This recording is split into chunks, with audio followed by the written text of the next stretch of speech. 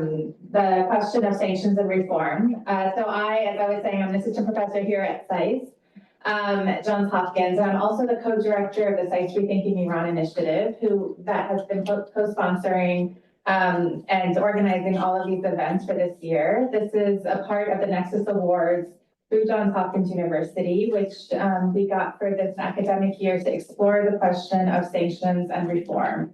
This is now our fourth year working on the question of sanctions through SAIS Rethinking Iran. In our initiative, we first began by commissioning over a dozen research papers to look at the impacts of sanctions on a targeted society, specifically on Iran during the maximum pressure sanctions under the Trump and later Biden administrations. After that work, we then engaged with other scholars and produced our How Sanctions Work book, which came out in February of 2024 with Stanford University Press. And we are currently undergoing a project looking at the impact of sanctions on various countries throughout the world, from Iraq in the 1990s to Cuba, Venezuela, Zimbabwe, South Africa, and so on and so forth, Nicaragua, Venezuela. And that book will be coming out in 2026. So as part of our ongoing research and engagement with policymakers, academics, and journalists, we put together this year's convening on sanctions. And we're very excited. This is our second night that we are doing this academic year. And please do keep in touch with us, because we will be having about another 5 events along different aspects of sanctions policy and its impact in the world. So as the United States has increased its use of sanctions by over 900% since the start of the 21st century, it's incumbent upon us as academics, as scholars, as policymakers, as students, and as general Americans to think critically about questions of our foreign policy and questions of our policy in general. So we're very excited to have this esteemed panel with us tonight. I'm just going to introduce the moderator to you all and then hand off the mic to him to lead the event tonight. So we're very excited to have Jonathan Guyer, who is a foreign policy reporter to my far left, an editor based in New York. He previously worked as a senior writer at Vox and managing editor of the American Prospect. He speaks Arabic and Hebrew and spent 5 years as a correspondent in Egypt. And I've read his work very closely for some time on sanctions in particular. So I'm very glad that he took our invitation to be here with us tonight. So I'm handing over the mic, and please help me welcome him now. Thank you so much for that, Sarah. One of the coolest things about Nargis is that they also commissioned a graphic novella about how sanctions affect Iranians. So if you're a multimedia person like I am, I encourage you to check that out. We have a really esteemed panel of experts tonight, and we want to bring in all of you. We don't want this to be just a conversation up here, but we also want all of you guys to talk with each other. I have, to my right, Rachel Ziemba, who is a geopolitical analyst. She runs her own firm. She's an adjunct fellow at the Center for New American Security, and will be talking to us about the big picture macro implications of sanctions. Delaney Simon is with us from International Crisis Group, based in Rome. She's done some incredible field work on how sanctions affect Afghans, affect people in the field, and knows the numbers top to bottom in terms of the humanitarian impact from the ground up. And then we have Richard Nephew, recently served in the Biden administration in an anti-corruption role at the State Department as a sanctions expert throughout different roles in government, and is the author of The Art of Sanctions. I think the main thing we want to be thinking about tonight is how sanctions actually impact people. And I think there's a great debate among experts. Is this economic statecraft, or is this economic warcraft? How often do they work? What does it mean for them to work? What are the goals? And at its core, both parties, obviously we're all a bit on a knife's edge tonight about the election. Both parties, foreign policy experts, have really used sanctions. And, on the one hand, you have Trump, who had tweeted with a kind of Game of Thrones logo, sanctions are coming, as this kind of ominous threat. And then you have on the Biden and the Harris side, sanctions experts who have, it's become a tool of first resort and just an incredible go-to tool of foreign policy. So as Professor Nargis says, it's incumbent upon us to understand why sanctions, why now? This is not just sanctions on Cuba for decades or on Iran. This is a much more widespread tool. So I want to start with Delaney. Talk to us about the humanitarian impact of sanctions. I mean, this is something you've done extensive reporting on. Sanctions are meant to change the policy decisions. They're used to target oligarchs, autocrats, kleptocrats, war criminals. But how do sanctions tend to affect people in these countries? Thank you for that. I mean, I think it's, first of all, it's amazing to be here, to be part of the Rethinking Iran initiative, because that project over the years has done some incredible work about how sanctions have affected Iranians. And I think one of the longstanding problems with sanctions has been that there isn't a great understanding from the sanctioner perspective of how sanctions affect the people in the countries that are under sanctions. I came to this topic because I was working in Yemen, in the northern part of the country under Houthi control as a humanitarian during the time of the Trump administration, when Trump sanctioned the Houthis as a foreign terrorist organization. And on the ground as humanitarians, we were thinking, you know, what is the impact going to have of this on our work? And we looked at other cases, and when we were trying to figure out what the impact would be in Yemen, we saw that there had been impact in Somalia on the humanitarian situation there. We zoomed out in other countries where sanctions had been imposed in the context of humanitarian crises, and we realized that the effect could be quite massive, and we didn't think that the folks in Washington understood the implications of this. There's been a lot of work over the past few years to understand the humanitarian impacts of sanctions, and there have been some amazing developments. The Biden administration a few years ago issued a broad humanitarian exemption that made it much easier for humanitarians to do their work in sanction contexts, and the UN did something similar. But a few years on, it's still clear that these exemptions don't necessarily work the way that they're intended to. Sanctions still can have very serious negative humanitarian effects. And this is partially because the sanctions landscape is incredibly complex, and the exemptions that are in place don't actually cover all US sanctions. They also don't cover the chilling effect that we see as a result of sanctions, where organizations or firms decide not to engage in a certain country because even if they legally can engage, they're worried about the reputational risks, they're confused about compliance. And at the end of the day, sometimes it's just too complicated to wade through all the legal implications of working in a place like Afghanistan, for instance, when you can't make that much money in Afghanistan. Anyways, it's better to work in, like, let's say Uzbekistan or Kazakhstan or another country. I could go on and on about this, but I think I'll just leave it. The position that I came to is, how do we better understand the real downstream impacts of these measures? And as we're thinking about that, we have to think really seriously about whether imposing sanctions are worth the cost to people on the ground. And I think this is exactly the types of questions we're going to get into tonight. Rachel, you've done a lot of research on these unintended consequences, especially from a macro perspective on how they affect whole economies. And I'm thinking here of Iran and Venezuela, countries that have been really heavily sanctioned. I mean, how often are these unintended consequences the headline rather than, you know, real effects on regimes that the US is trying to change their calculus? Great, and I want to echo Delaney in just saying it's an honor to be here, and I too have benefited of, and if you haven't read the book yet, read it.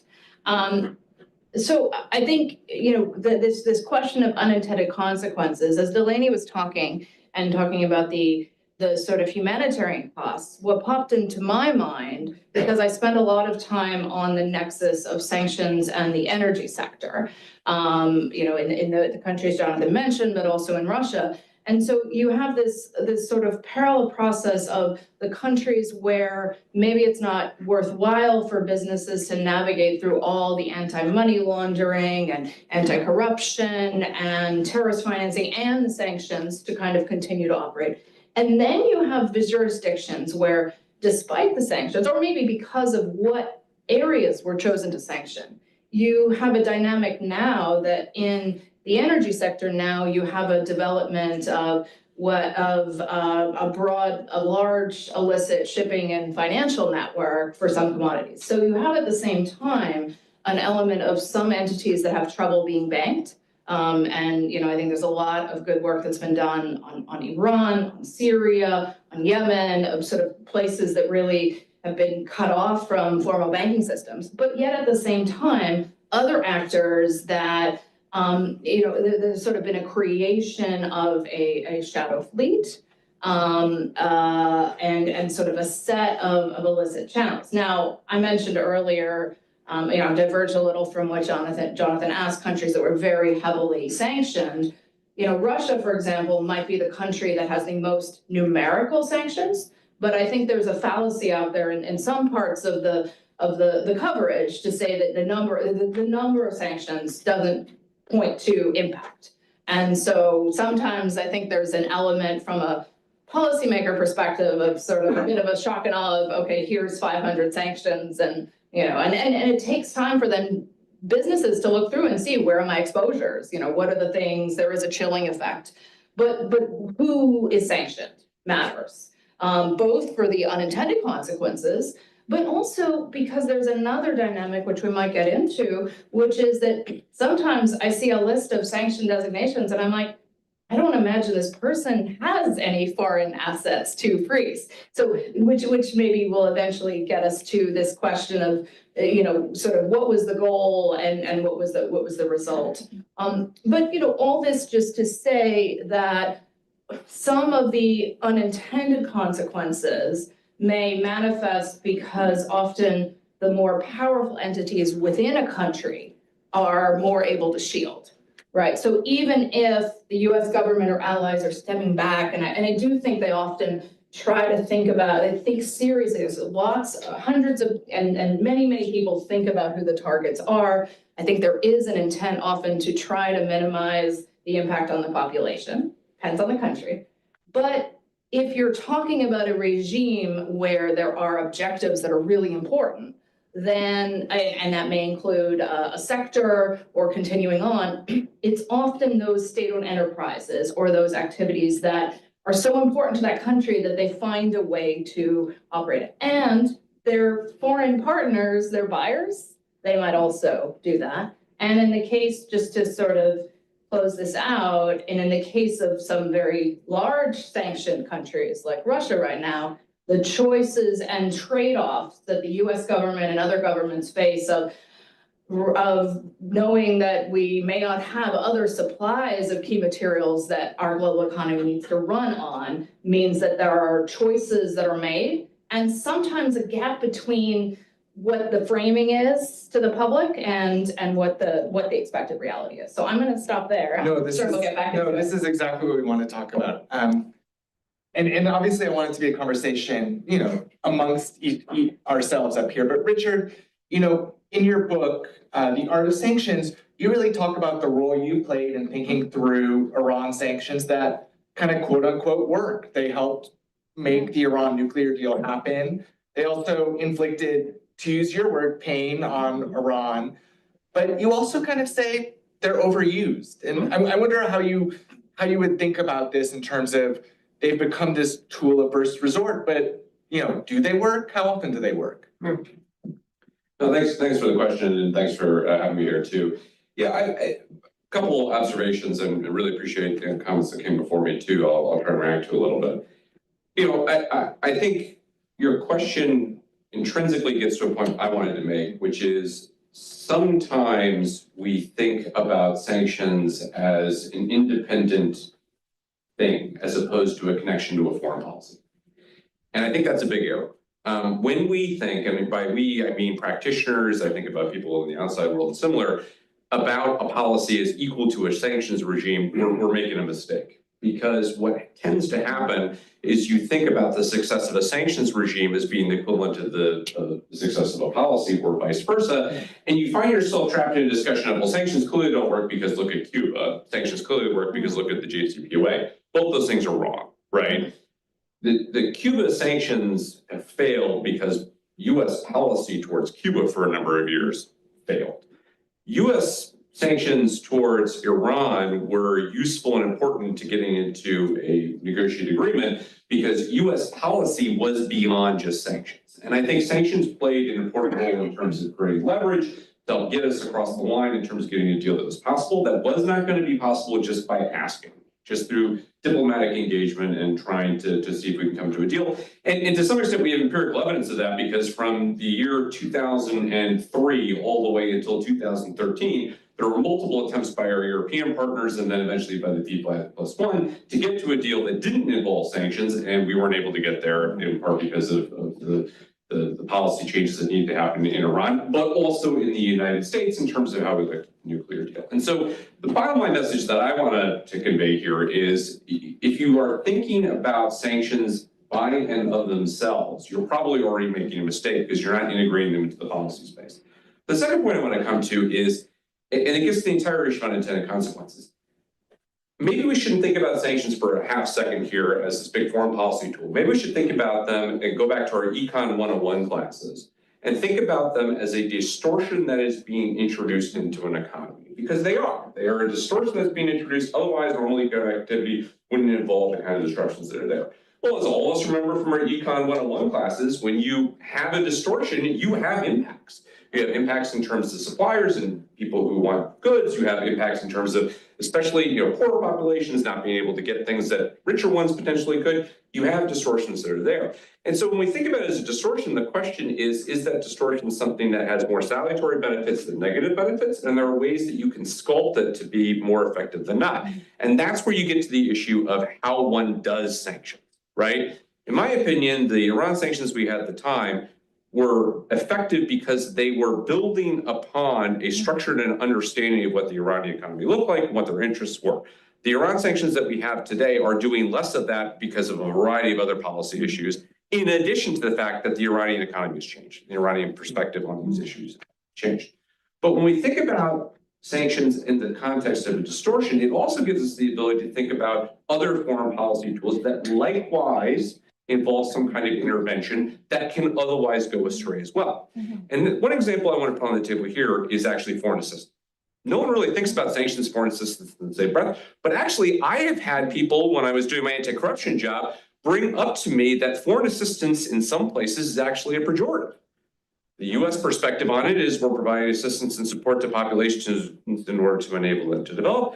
But for some of the communities in those places, they say, whoa, you're displacing other economic activity that we potentially might have. So something that doesn't involve punishment, doesn't involve consequences, can be seen negatively. That tells me the problem is not that we're providing development assistance any more than we are providing or imposing sanctions, but rather the way in which we are doing development, the way in which we are doing sanctions may be flawed. And this is where we come to issues of reform and how we're able to structure what we do.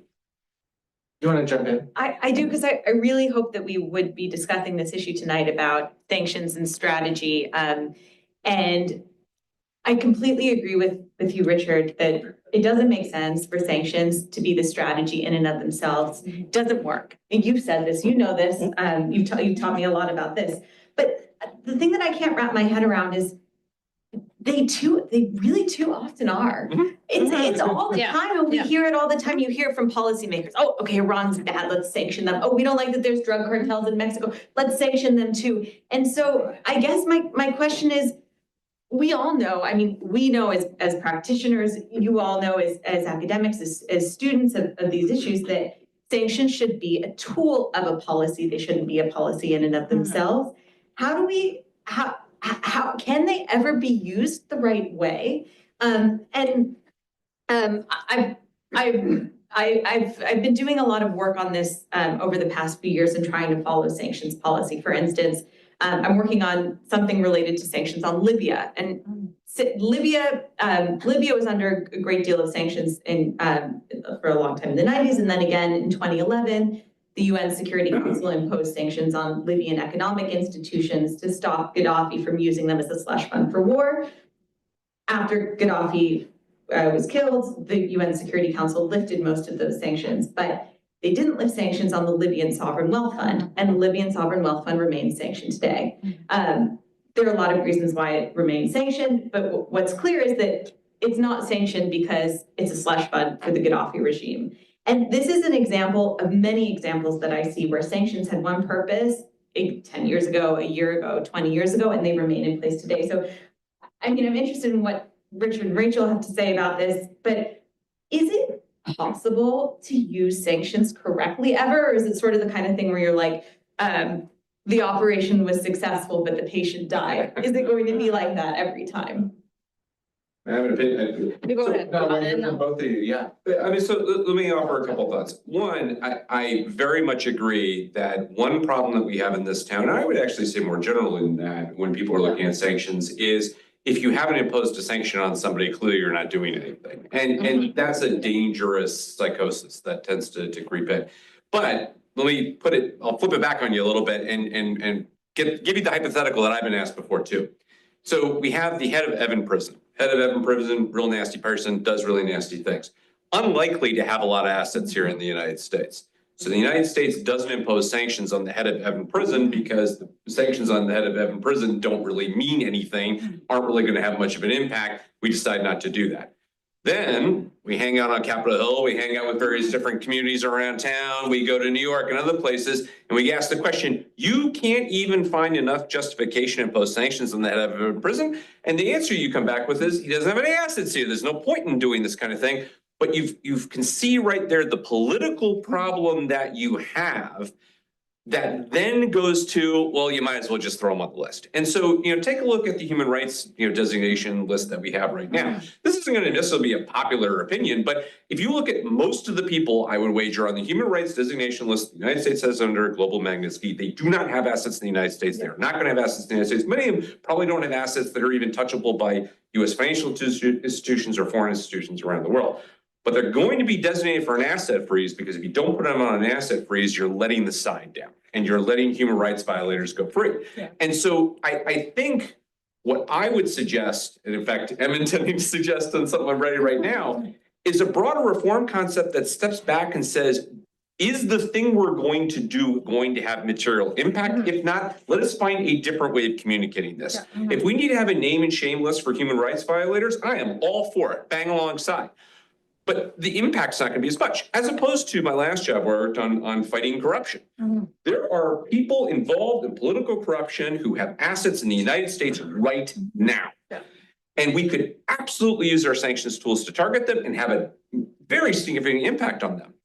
I think there would be broad support to do it, but that's what takes you to the resource question. If you're being forced for a combination of political, but also messaging reasons to target people who don't matter from a sanctions perspective, and therefore don't have those resources available to target others, what are you doing? And it really does get to the heart of a much more nuanced conversation that I think needs to be had about impact of measures, not just doing them for performative reasons. Do you want to jump in? Rachel? Yeah, I do. Wholeheartedly agree with Richard's point, but I want to take it in a different direction, which is, so both there's that question of the performative element, but then there's also the political pressure of once there's been sanctions as a major policy tool, then there's a political dynamic that often materializes. And we see this with other tools in the economic statecraft toolkit, like tariffs and so on, but then there's a political imperative of, well, we don't think this is working and we're not sure that the right answer is doubling down, but we want the other side to do something, we want to have a win, and so a concession, and so you end up in a circumstance where, and I think, Venezuela is one of the several cases that comes to my mind in this context of, and I think there was,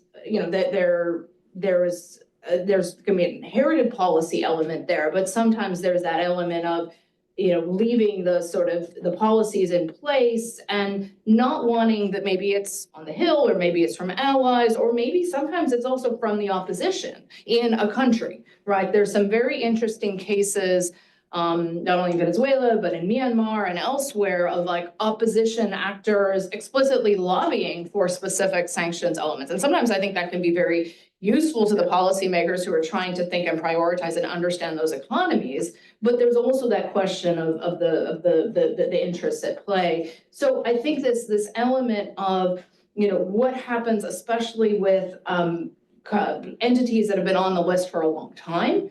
I think the performative sanction elements of individuals in a country that maybe itself is broadly sanctioned, I think really maybe have less impact.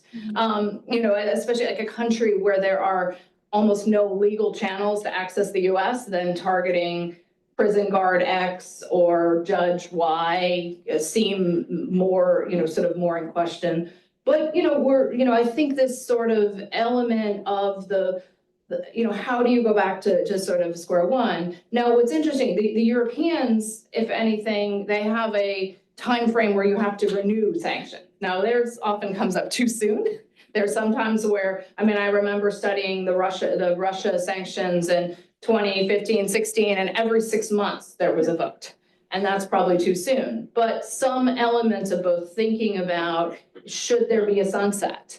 Now, because it's so often that they are in place forever and it's not clear the reason why, and it just keeps on going. And if they're not having the intended effects, it sort of inertia. But we're talking at a very high level here, and I think that's important to think about the strategy and what reform might look like. But also, Delaney, I want you to tell us more about your research from the field. And I know you spent a lot of time in Lebanon, in Yemen.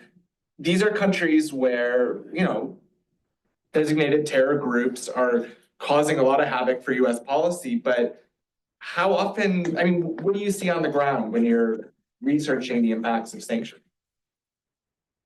Thanks for that question. I have so many examples that I want to share, but I think I'd like to highlight, I've done a lot of work on the impacts of sanctions on peace process. I work at the International Crisis Group, which is a conflict prevention organization. And so I wanted to understand how sanctions can work for peace. And as Richard writes so eloquently in his book, sanctions sometimes can really be these tools that get parties to the table. In Colombia, this was not the case, unfortunately. I spent some time in Colombia some years ago after the signing of the peace deal between the FARC, the guerrilla group, and the Colombian government. And the FARC was listed as a foreign terrorist organization for many years.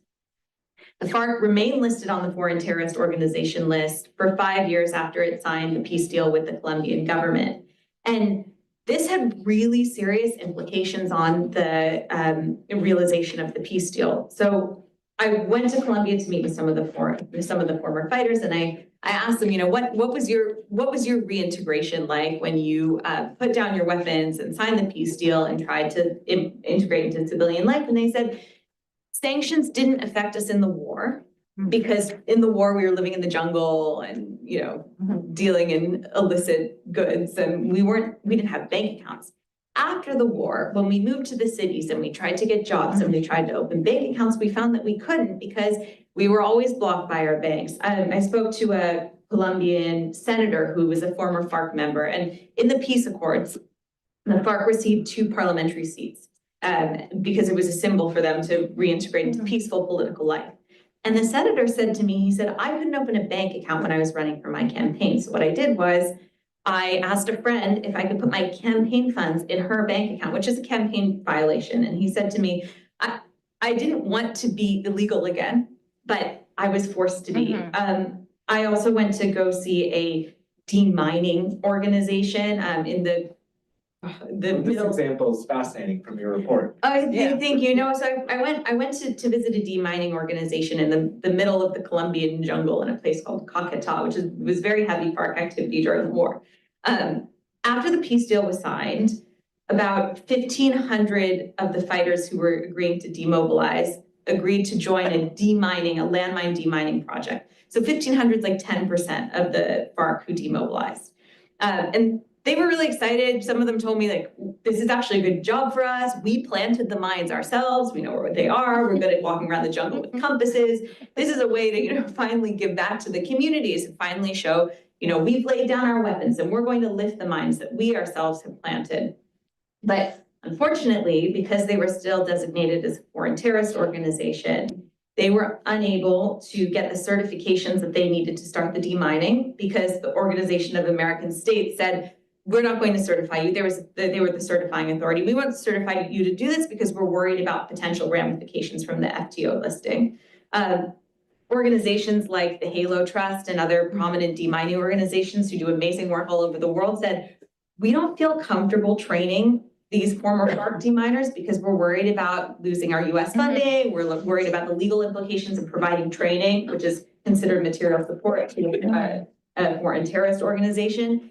And what happened was a lot of these former fighters left the project, they became dissatisfied, they were like, what dividends am I going to get from peace? Some of the guys on the ground told me that a lot of their compatriots left and joined armed groups. I mean, there are a lot of reasons why the peace deal struggled to implement. I don't want to suggest that it was just the overhang of the FTO listing, but I came away from that trip with a real strong feeling that the peace process was robbed of what could have been a pretty serious win. And it was because US foreign policy was just too slow to adjust. And it's what we were talking about sanctions being in place for a long time. They were eventually lifted, but they were lifted 5 years too late. And 5 years make a big difference at a really nascent post-conflict stage.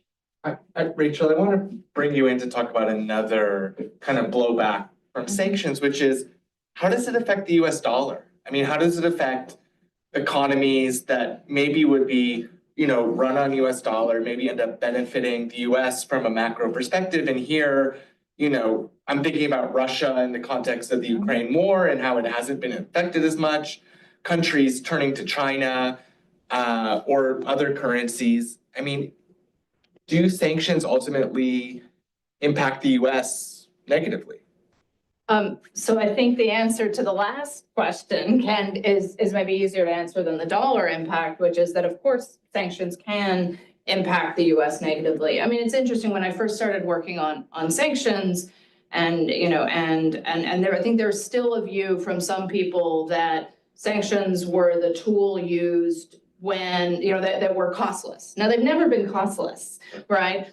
Partly, I mean, Richard alluded to, I think we all have, that a lot of people work to, assess and implement and track. And of course, they're not costless. Sorry, the view was they were costless to the US, to the sending nation. Of course, they're not costless to the recipient. But I think even and it's true that I think there was an asymmetry to some of the initial sanctions targets, or it was relatively small, or there was a cost, but there still are people on the Hill in particular and in think tank land where the view is, well, we don't want to spend a lot of money on military, we don't want to send people to war, sanctions are cheaper. And they still might be cheaper, but there are a sort of significant costs. And that lingering chilling effect is one. And I'm going to bring in and respond to a point that Delaney just made, which is that the sanctions stayed in place in Colombia, in her view, for sort of too long. I think one of the things that has sort of undermined and made the situation with the Iran sanctions today so complicated was the ways in which, even if the sort of sanction process that led to the JCPOA was a relative success, that the difficulties in lifting those sanctions and the sort of maybe lack of trust from global banks. I mean, Richard and other people have spent a lot of time going around the world trying to encourage people with comfort letters and the like in that window when sanctions were suspended. So I think there's a lingering sort of question mark there. And then of course there was an element from some of those institutions that said, well, maybe there'll be a political change in the US and those will come back. So, but I think now there's also this element of the lifting element. Now, impact on the dollar, I think overuse of sanctions, broad use can weaken the dollar. When we look at some of the particular recent examples, like Russia, which you mentioned, Jonathan, the impact, I think, on the US as a whole, but also on the dollar, depends a lot on who are the alternate trading partners and channels whereby, one could support, one could circumvent the sanctions. And of course, we can look in the Russia and several other contexts and say, well, China is a sort of, is maybe not a direct evader. But what's interesting from a dollar perspective, the unity of the G7, the G10, the developed economies on collectively freezing Russian assets, collectively imposing all these sanctions, if anything, I think reinforced the role of the dollar in the US financial system. And if, I mean, there's still maybe a steady decline. But if anything, I think it sent a message of why diversify from the dollar into euros or Canadian dollars or Aussie dollars. Now, if we look around and look at global reserves, If there's a move away from the dollar, maybe it's towards gold, maybe there's a little bit going on, but really that sort of dollar roll is there. So I think if we look at the sort of statements, like from the recent BRICS summit, was that 2 weeks ago?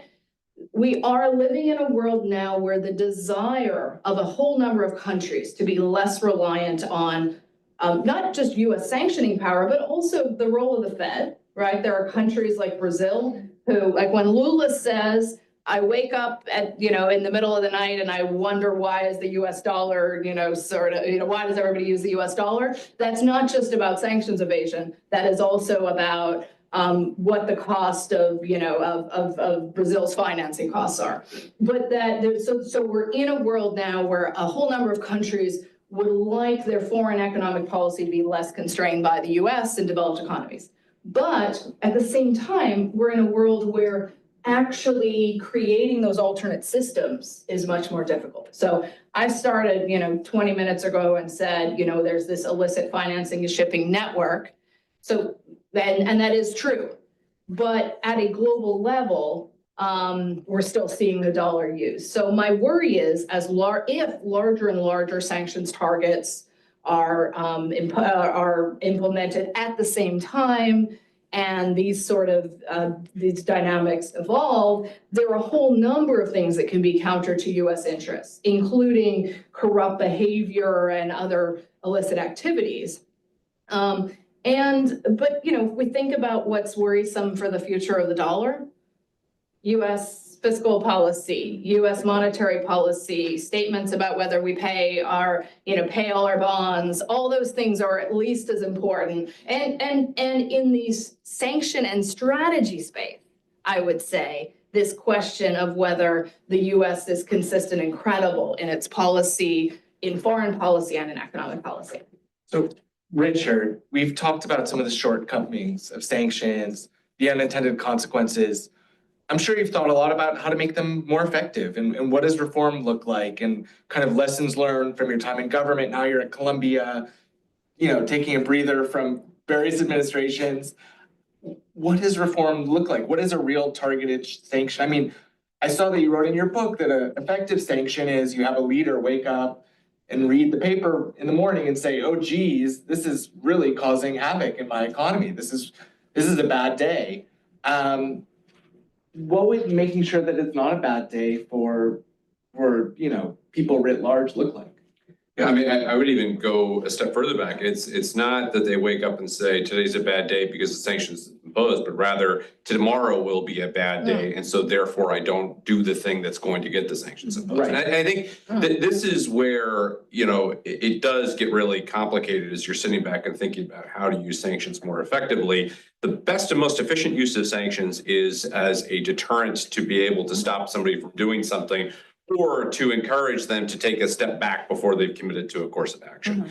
And in this case, frankly, the fact that we do have the Russia sanctions, we do have the Iran sanctions, we have others that we've committed to, demonstrates a level of credibility, resolve, and commitment to using the tool that I think it'd be hard for somebody to not believe that we wouldn't use sanctions again in those sorts of circumstances. And that has strategic value in terms of messaging.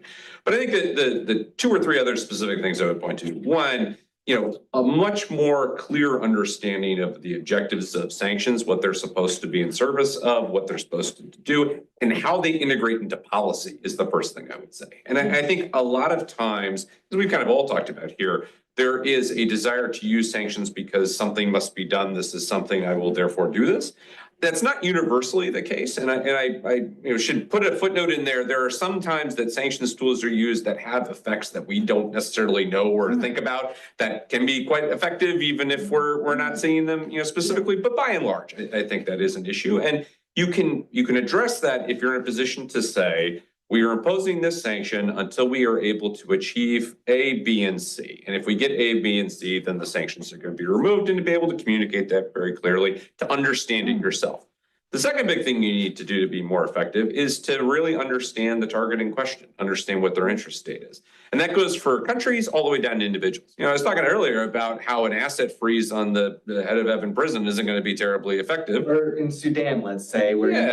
Or again, Warlords you could pick any number of examples, a guerrilla leader out who, as Delaney was talking about, FARC leaders, out in the 80s and 90s who wouldn't necessarily be affected. That tells me that's not a vulnerability. And so it is not worth me having an OFAC investigator spend months of their time putting them on a designation list for an asset freeze. It's just maybe we just say what OFAC is for the non. Office of Foreign Asset Control at the Treasury Department. These are kind of the sanction experts that are making it all happen. But yeah, go. Well, and they're also the people who have to do the investigations and put these things on, because again, it's worth noting that, sanctions, when they're imposed, especially on individuals, they're legal instruments. They come with case files, they come with packages that have to be developed. And so anyway, the second big thing, as I was saying, is the need to really think about what affects that individual, what affects that company, what affects that entity, and then do only that. Don't do all the other things that are necessarily, potentially in your toolkit. If you have somebody who is never going to import something from the United States, there's no point in having an export ban imposed against them. There is no point in having asset freeze on someone who isn't going to, be able to have assets here. Those sorts of things. And if you're much more focused on what is the vulnerability analysis, that also gives the ability to be a lot more targeted in how you're able to use this. But the third big thing that we were all just, kind of speaking about is then when you actually do have a deal or you get to the outcome you're trying to get to be able to quickly and simply remove the sanctions that are in place such that you can go back to some kind of status quo ante. Now, I would hasten to say, I think that in the Iran example, there are reasons why it was harder to get JCPOA implemented and sanctions unwinding than just simply, we scared everybody for a bunch of years. I mean, the reality is the JCPOA came into existence 11 months before there was a US election in which you had one party that was committed to removing it. If you are a big multinational corporation or bank, you are not going to make the investments required to have JCPOA function. That'd be stupid. And no one did. We saw that. Similarly, I think we can look at other examples in places though, like Myanmar and places like Colombia and other places where there wasn't enough speed to try and make these things work and more efficient. And that's in part because there was confusion in the system or because there was lack of political commitment here. But either way, it comes back to, if you're going to use sanctions more effectively as a tool for foreign policy, they need to be much more agile as a tool of foreign policy, being able to be turned on, turned off, reformed, modified as they're going about it. But I'll just conclude by saying, part of the problem on this though does come back to the politics and comes back to the politics in Washington, because when you also have foreign policy now increasingly part of those debates where it's really, really hard to say, I'm going to remove sanctions on this bad guy because it is necessary to get to a deal and to make that stick. That both undermines your credibility as a sanctioner, undermines your credibility as a negotiator, and absolutely undermines anybody to trust that they can then make the commitments that are required to make sanctions relief work. Delaney. Yeah, I think that's so interesting, and I completely agree. It makes so much sense. If Rachel does something bad, I can say, if you stop doing the bad thing, I'll lift sanctions, and if you keep doing the bad thing, I'll impose sanctions, then she'll stop doing the bad thing. But I've observed that in today's landscape, it's just, I have a lot of doubts. I mean, maybe you can dispel them, Richard, but I have a lot of doubts about whether sanctions can be used in an agile way. And it's for two reasons. The first one is, I think it appears that it's very difficult to lift sanctions in practice. Very difficult to lift sanctions in theory when you've lifted them in practice. So what do I mean by that?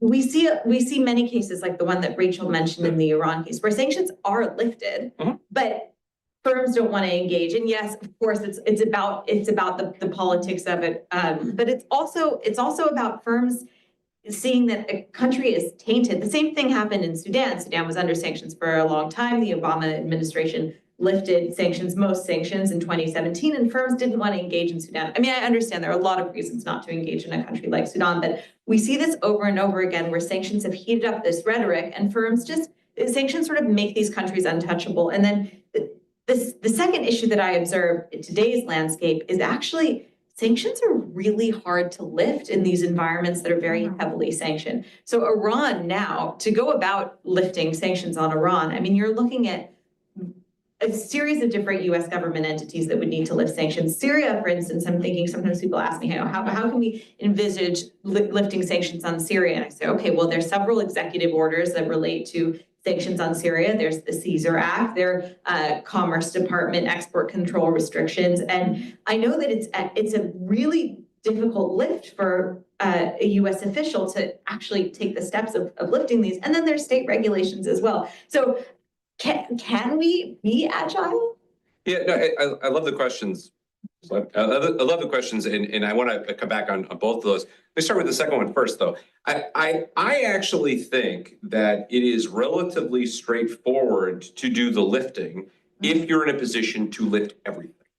What is hard is lifting some things and keeping some things in place. The JCPOA was difficult because we were keeping some things in place, like CISADA, the Comprehensive Iran Sanctions Accountability and Divestment Act, which imposed specific sanctions on the Revolutionary Guard Corps. It was hard to keep those sanctions in place at the same time you're lifting other sanctions without having the hangover of the IRGC being sanctioned affect implementation of everything else.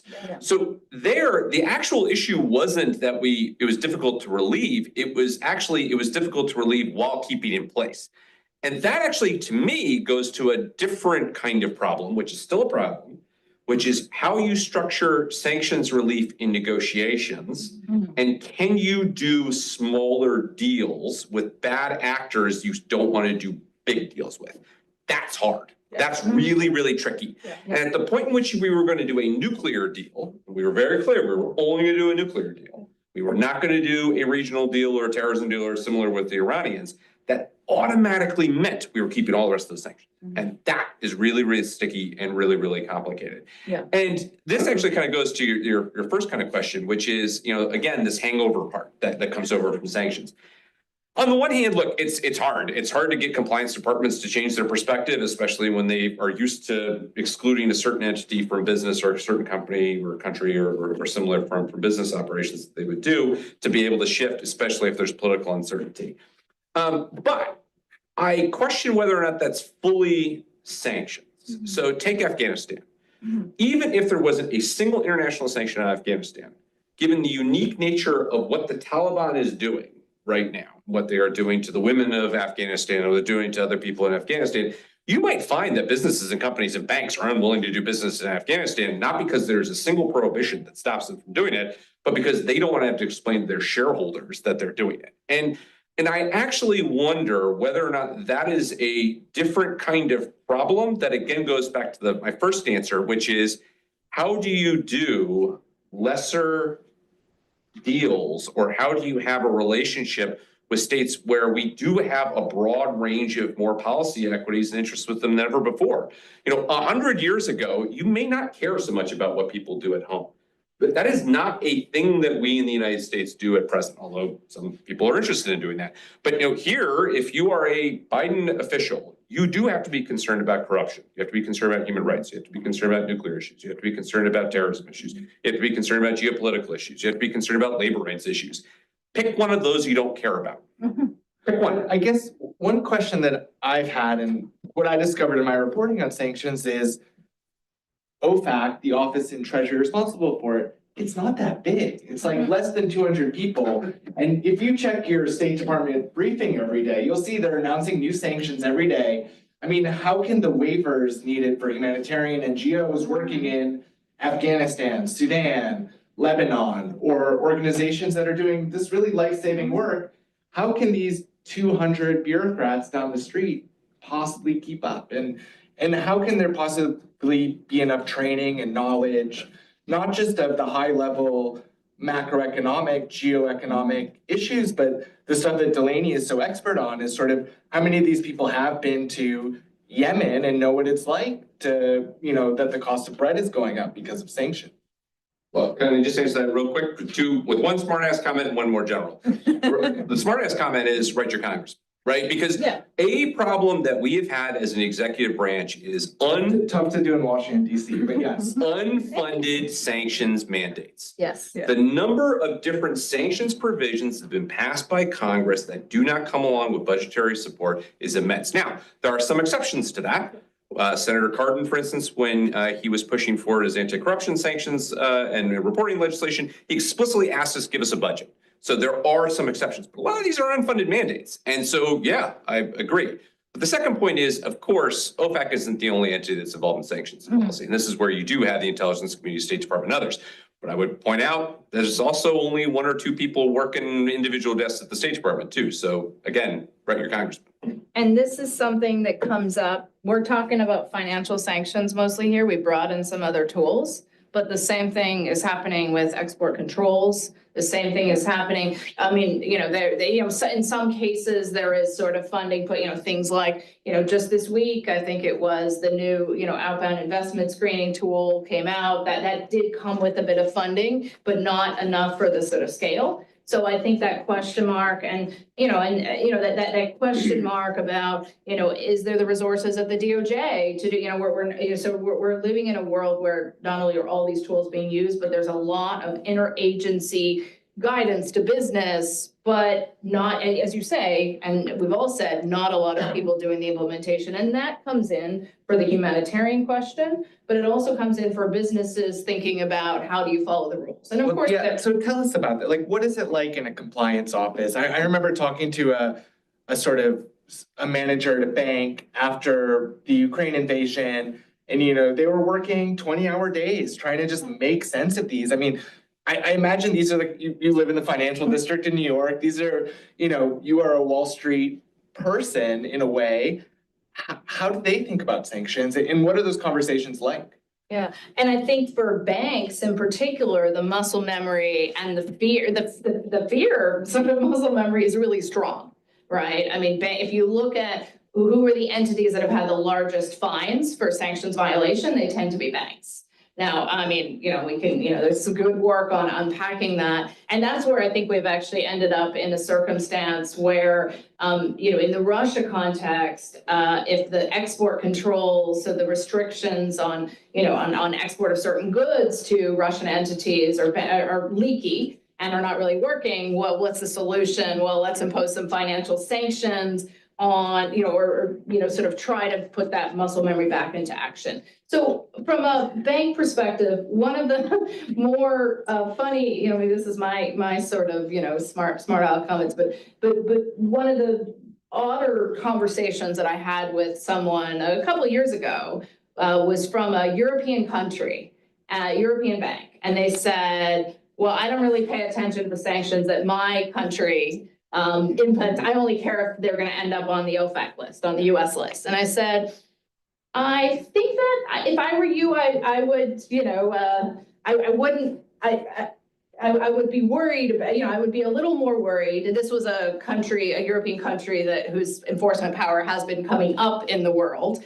So maybe it will be obvious which country I mean. But that sort of question. So for some, it was well, some of these measures are just more performative. I'm not going to sort of pay attention. But I do think people spend a lot of money on sort of tools that help them screen as quickly as possible to make sure they're not to make sure that they're not sort of banking someone on the sanctions list or somebody on the Commerce Department's entity list or a whole number of lists. And there's a lot in this context. But I think where the bigger challenge maybe has come is less from the banks that have been in some ways implementing this for a longer period of time, at least in the US and Europe, and more from the corporate perspective. So corporations now have a lot more requirements to think about, where are their manufactured goods going, right? Could they be used in drones that the Iranians are, sort of building to use in Ukraine?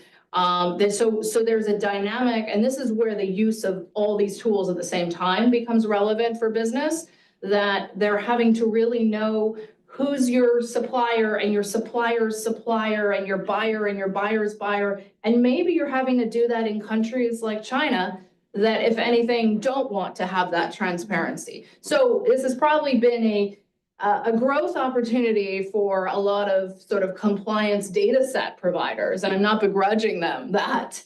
But I think from a business perspective, there is a lot more sort of, concern, and there is the reputational risk depending on the jurisdiction. So Can I just and that's jump where in here? they probably have also, that's been where the jobs have been added in businesses.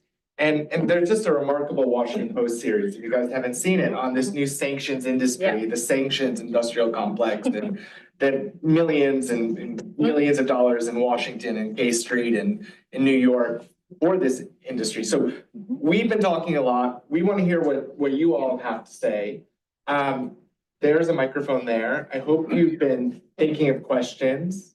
I'm going to pose one question to Delaney before we open it up to questions. So think about it. And we like questions, not comments. But if you have a comment, we're not going to totally cut you off. It is a university. But Delaney, how are humanitarians thinking about it? Like, what are these conversations like? Are people afraid to work in some of these contexts where there's heavy sanctions? How does it, you've given some really vivid examples, but among your peers, not to get too personal with crisis group, but are you in a context where you're saying, I can't really work here, this is going to be complicated? It's an interesting question. Crisis group fits a, I think, useful niche in this debate because we analyze politics. We're not operational, so we're not, giving medicine to people who are sick. We're looking at the political situation and thinking about broader conflict dynamics. And so we can talk about things that humanitarians can't, because the humanitarians will say, we just want to do our mandate. We're impartial. That's a key humanitarian principle. And we just want to be able to deliver food to people who need it. We don't want to deal with the politics. And so I think humanitarians are actually very reluctant to have this kind of discussion that the four of us are having here.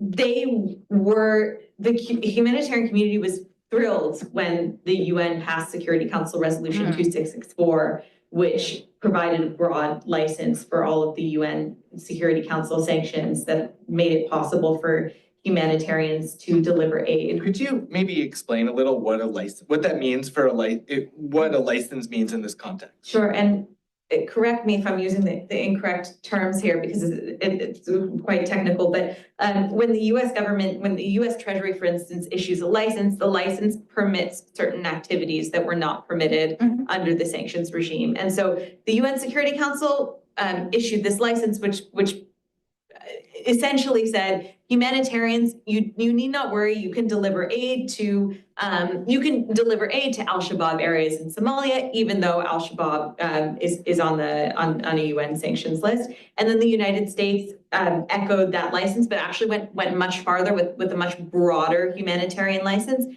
And the humanitarian community was thrilled about this. It was a huge thing. Really welcome. Humanitarians have been calling for it for years, but it still is very difficult for humanitarians to operate in places like Syria and places like Gaza and places like parts of the Congo where M23, one rebel group, controls parts of the country. And so those places are really complicated anyways. So the most difficult humanitarian work is done in Syria. It's just difficult for a whole host of reasons. And sanctions are not the biggest reason why it's difficult to work in a place like Syria, right? But even with the licenses, there still are sanctions related challenges. And I think it's been sort of a point, it's frustrating, I think, that there's been so much work done and there's so much intent from the Biden administration to not have sanctions have these massive humanitarian costs. And yet somehow the licenses don't always fix the range of issues because of the chilling effect, because of compliance at organizations, because humanitarians are reluctant to engage because of the reputational risk in this country and then in those countries. And then another problematic issue is that a lot of countries where there are humanitarian crises also have FTO groups that are terror organizations. foreign terrorist. We could do acronyms all night. Thank you so much. Sorry about that. So there are also foreign terrorist organizations active, and the foreign terrorist organization sanctions list is not covered by the Treasury license, broad humanitarian license that I mentioned. And that's a real headache. So humanitarians can work in Syria, but they can't work in areas where HTS is controlling because that's Hayat Tahrir al-Sham. That's a foreign terrorist organization in Syria. And so it just like, it makes things very complicated. It's part of this increasingly complex sanctions landscape that we've been talking about. So we want to hear your questions. First, we're going to hear from Professor Nargis. So maybe I'm starting the questions so people follow behind me. Thank you guys so much for this great conversation. And I have one question sort of piggybacking off of what Delaney is saying here, which is that sanctions in essence start to become this net, right? And because they are spread out across different agencies in the United States, because there are different kinds of sanctions, as Richard, as you brought on with the Iran ones that you were talking about, where the nuclear ones can get lifted to a certain extent, but then the other sanctions are still there. And then there's a process of time whereby, for example, what the Iranians came away with the JCPOA sanctions and then Trump coming back on and imposing sanctions means that there are lessons learned for today's environment from not only the Iranians, but also the Russians, also further on the Chinese and so on and so forth. So it's something that, you know, the problem seems to increase with time. At the same instance, you also have in the previous convening that we had a few weeks ago, one of our colleagues, Adam Zubin, who used to be at OFAC and is now a professor here at SAIS, was telling a story on the podium where he said that somebody had been asking him about the Russia sanctions that had once they were imposed a couple of years ago, and said, well, when do you think, you know, this was a business person, so when do you think that these can be lifted? And he said that I told him, probably not until your grandkids are dead, like they'll still be around, right? And so this idea of the longevity of sanctions, that sanctions are just here for the long haul, they can't actually really be lifted unless like they're lifted wholesale across the board, which in today's political climate doesn't seem to be the reality in which we are living in. So what does this sort of mean long term? Are we just like engrossing the world in this bigger and bigger net of sanctions? And then what does that mean practically on the ground when we're looking either from the humanitarian side, but also from the diplomatic side? You want to go first, Richard? Yeah, I mean, so I guess I would say a couple of things. I mean, Adam's speaking from an awful lot of experience with certain, you know, zombie sanctions regimes that I know probably foremost in his mind. But I actually think what he's also speaking to is the nature of the problem with Russia. And again, this is where I really think it's worth taking a half a step back. Is the problem that we have is that we do not think we're going to get to a better relationship with Russia and therefore cannot remove the sanctions, or that the sanctions are going to somehow persist notwithstanding a different relationship with Russia. And I think this is where, in my opinion, the problem that we come back to is a lack of clarity when we're imposing sanctions about why and what are the terms that we're going to use to lift them. For me, if I were, you know, making sanctions reform, that would be a first and mandatory step that you would do, is have much clearer definition about what is the actual requirement that would be involved in the lifting. The problem you get down to is that, you know, as you have with the Comprehensive Iran Sanctions Accountability and Divestment Act, CISADA, it actually has a sunset clause. Rare for current sanctions having sunset clause. That sunset clause is that Iran no longer engages in terrorism, supports terrorists, engages in nuclear, biological, or chemical weapons program, ballistic missiles, or ballistic missile technology. And then you could get rid of the sanctions. Okay, so Iran has to get rid of its space launch vehicle capacity before it's going to be able to have CISADA sunset out. That's not plausible, right? And so to me, this absolutely is a problem, that you don't have very clear definitions about when they need to go away. But the problem that you have is linked to not having clarity as to why you're doing them in the first place, and then having political ability inside the United States to remove them. Now, does that mean that we could, you know, are going to have sanctions forever? No, there are reform steps that you can potentially do, but they require having bipartisan support in the United States that, frankly, right now we're not in a space to have. And I think that's deeply unfortunate. The real problem that we get to is if you were to have that same philosophy with regard to military operations and other things, you would have an uproar because you're sending soldiers to go out and get shot at for 20 years at a time. And frankly, we saw that with Afghanistan. We saw the pushback that was to the concept of forever war and similar.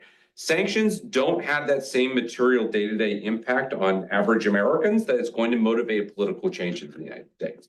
And so what you instead have to have is a recognition on the part of political leaders that there are costs. I don't think, and I agree with Rachel here that we're worrying about dollar being out of, vogue as the currency du jour for many, many years from now. So I don't think that's actually a key problem. But we are potentially entering a space in which we're going to have much more competition with other global economic power blocks. That doesn't have to mean the dollar isn't important, but that does mean that we have to look to the competitiveness of the US financial industry. We have to look to the competitiveness of our banking and our broader corporate sectors. And those are damaged slowly but surely by an overuse of sanctions. And so you asked me earlier, do I think we're overusing sanctions? Yes, we are absolutely overusing sanctions. But we'd be making just as material a mistake if we stop using sanctions altogether because we are overusing them. What we need to do is go back to basics. Do it when it's important, do it when we think that there's a realistic impact, and have a real plan for when to take them down. If you're in a position to do that, you can address a lot of those problems that are there. But you have to be willing to do that. And then frankly, you have to be willing to take a deal when you get one. Oh, we have a microphone over there, sir. If you wouldn't mind introducing yourselves also when you ask the questions so we can know where you're coming from. My name is Michael Sherman. I'm just an individual who's interested in this issue. And I actually worked in sanctions as a lawyer, so I know a lot from the compliance side. But I was wondering if the panel could address the difference between multilateral sanctions as opposed to just single US sanctions, and whether you all think there's much of a difference given the power of the US and how they often have secondary effects anyway. But nonetheless, I was curious if when you addressed, for example, the JCPOA, I think there was multilateral sanctions that certainly seemed to have a little more impact and perhaps pushed it. And there are other issues of that nature that I was wondering if we could talk about. Maybe we'll take all three of these questions and go through them. So want to introduce yourself, please? Hi, thank you so much for being here. My name is Tom. I'm a student here at SAIS.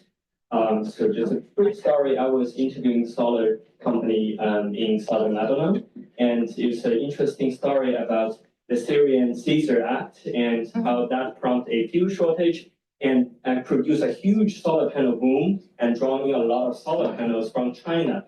So my question is about what are some interesting spillover effects you've seen, how to prevent them, and what does it mean when you're talking about agility of sanctions? Thank you. Great question. And let's take this third question as well. Hi, thank you so much for hosting the event. My question was around BRICS and with the rise of BRICS and how if US doesn't change its policies in the coming time, do you think that the states from the global south and other states might want to align with BRICS and that might damage the US in sanctioning and also the US government? Okay, these are three great questions. I feel like kind of naturally could fit for each person. Does someone want to jump in first? Take a question, please. I mean, I'll start with the BRICS one. I mean, I think this question mark, I mean, clearly there's a lot of interest and desire for sanctions evasion among the BRICS. That being said, I don't think all the BRICS and the member states agree to the same extent. There's a number of current member states and historic member states that really can look and say, well, over the long term, we want to build up our capacities. Okay, China, India, even Brazil. They want to keep those economic channels open with sanctioned states. They don't want to be constrained, but they also don't want to throw away all those other relationships. What I thought was, I thought was interesting in this last BRICS meeting, there was a whole long list of countries that were admitted as partners. And it's really not clear what partners will designate. So I think there is a concern in my mind that so many countries are lining up to a group that has as its goal, sort of changing and reshaping certain parts of the financial system, and that the US and its developed market allies need to sort of think about what they offer. And that maybe gets us in a different way to Richard's point about we need to think about what kind of deals we can do, maybe on sanctions, but also we're in an environment now where we thinking about, are there countries with which we should do narrow deals on critical mineral supply chains? Are there ones where sort of in the manufacturing side? And so thinking about what makes a good deal maybe from either a narrow one or otherwise.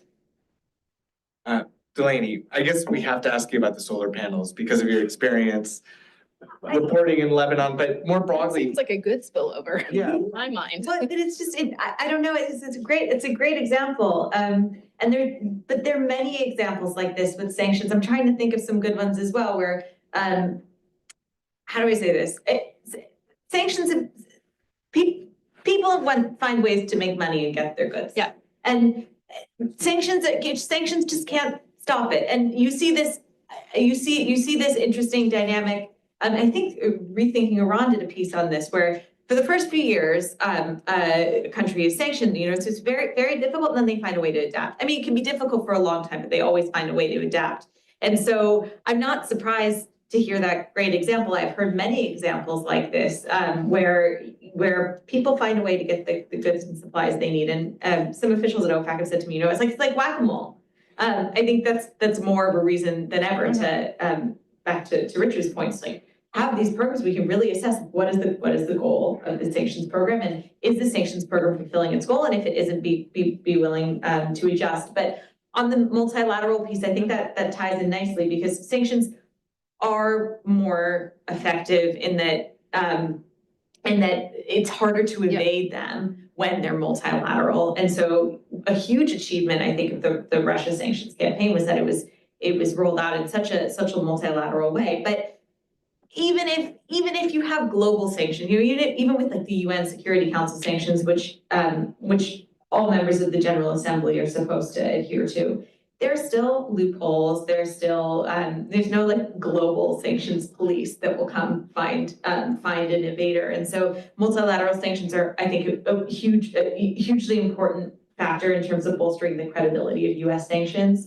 But don't they also kind of expose, who the US's friends are and sometimes how narrow that coalition is? I mean, we're looking at largely Western countries, a handful of countries in Asia, but not, Europe obviously involved in them, but not much else. I mean, how many African countries, how many Latin American countries were on board with these multilateral sanctions on Russia? Sure, I was in Dubai to do some research on this last year, and the Emiratis said to me, they said, look, like, we're not taking part in the Russia sanctions. We're still doing business with Russia. And at the time, Dubai was full. It was full of Russians coming to Dubai. Still is. Yeah, I was there at the beginning of the month. There we go. And so that's a good point. In today's fragmented global order, I think we'll start to see that much more. It's clear that not all countries in the world feel that they have to play by these rules anymore. Yeah, but I agree with that, but I'll come on top to also say, but again, we are also talking about Russia here, right? Yes. And it's the same thing if we're talking about sanctions on China, the same thing with talking about sanctions on India, or frankly, for that matter, if the Chinese, Russians, or Indians had sanctions on the United States, right? Yeah. Big economic powers that have got a lot of things that people want and are positioned to operationalize it are going to be difficult to sanction. And so to me, it's not surprising that parts of the global South were taking that kind of perspective, especially because, frankly, for them, Ukraine's very far away. And so I don't know, to a much lesser extent, think that is an indictment of US, European, or other leadership and more of a cold calculation about interests and where their interests lie. Frankly, with Iran, for a number of years, we found we were having a lot of difficulty getting the Europeans to get on board because they had a lot of economic ties that were still going with Iran. Yeah. When those started winnowing away because companies were going away, the conversations in Europe got a lot easier. And so there is a question of, tail or dog, right? That is actually, moving here. And I think the same thing applies on the broader multilateral side. You can get a sanctions regime on a country that nobody likes pretty easily. It's a lot harder when there are partners in allyship there. And I think it's a lot harder also when now there is a increasingly severe split in the global security order. I don't think anybody here would put up their hand if I were to ask, when do you think the next UN Security Council resolution imposing sanctions is going to be? Because that's just not a thing that we have. So I agree, multilateral sanctions is incredibly impactful. But this is where I think the format of global politics is going to push them more into coalition of a willing space. We have to wrap up in a second. Yeah, so two really brief points. One thing I want to come back to on the global South, though, and the BRICS point. Rachel said it earlier, but I think it requires foot stomping. Let us not oversubscribe the reason why people are running or considering about joining the BRICS to this has something automatically to do with sanctions. Sanctions can be a feature of that, but there's a much broader geopolitical and geoeconomic realignment coming. And also, it's not actually certain to be as rich and as entrenched as the existing order. And it just bears repeating, people still do want to come and do business in the United States. They still want to come and do business in Europe. I think the bigger issue is that they want to be able to do business across a variety of different places. And that speaks again to the issue of interest. And the way you're always going to have to work with partners is to get to their interests and get them on board. So in our last few seconds, I wonder if each of you could reflect sort of in brief. I hate the rapid fire format, and it seems maybe incongruous, a rapid fire sanctions question, but is there an actionable reform? Is there something that could be done by whomever is elected tomorrow, next week, however long this election takes?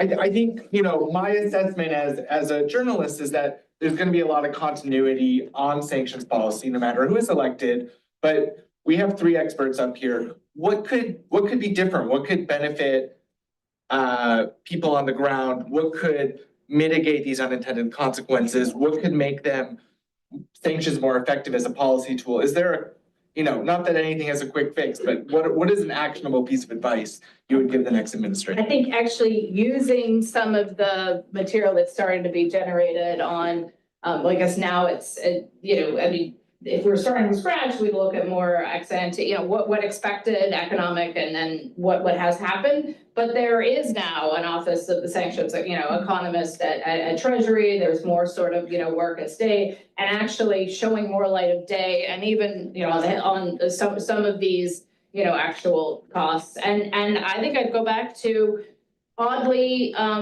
you know, sort of this point that Richard, maybe we all made earlier of make sure if we're using these tools that we're resourcing them appropriately, because having people on hand to be able to generate the licenses, general licenses, and understand these issues is really important to making sure it works better and that the interests globally are. Richard, That was do you like have several things. What is your reform that you would propose? Mandatory review of IEPA national emergencies every presidential administration by Congress with an affirmative vote to continue them. Force Congress to actually have a debate on every single national emergency, every presidential administration. Do we wish to continue having sanctions on X? Delaney? I wrote it down what I wanted to, the recommendation I wanted to have, and it ties in with what Richard said. And I wrote, make it a practice to more precisely clarify which policy objectives sanctions are intended to achieve, review whether they are achieving said policy objectives, and if they aren't, change them. And I don't have a policy answer, but I would say maybe hosting more conversations like this is the Rethinking Iran program is doing, because we need voters, taxpayers, citizens to really understand that it's sort of like the forever war insofar as these policies are happening in our name, in the name of our country, and very few people understand technically what that all means. So I'm really glad you all joined us here this evening on a kind of nail biter of an evening. And